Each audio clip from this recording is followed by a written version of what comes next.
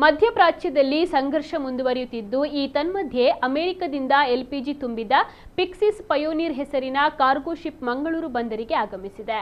ಅಮೆರಿಕದ ಟೆಕ್ಸಾಸ್ ಏಜಿಸ್ ಕಂಪನಿಗಾಗಿ ಈ ಹಡಗು ಎಲ್ಪಿಜಿ ಹೊತ್ತುಕೊಂಡು ಬಂದಿದೆ. ಸುಮಾರು 16 metric ton liquid petroleum gas ಅನ್ನು ಪಿಕ್ಸಿಸ್ ಪಯೋನೀರ್ ಹಡಗು ಹೊತ್ತು ತಂದಿದೆ. ಮಧ್ಯಪ್ರಾಚ್ಯ ದೇಶಗಳಲ್ಲಿ ಸಂಘರ್ಷ ಆರಂಭವಾದ ಬಳಿಕ ವಿದೇಶದಿಂದ ಕರ್ನಾಟಕಕ್ಕೆ ಆಗಮಿಸಿದ ಮೊದಲ ಎಲ್ಪಿಜಿ ಹಡಗು ಇದಾಗಿದೆ. ಅತ್ಯಂತ ಸೇಫ್ಟಿಯಾಗಿ ಈ ಹಡಗನ್ನು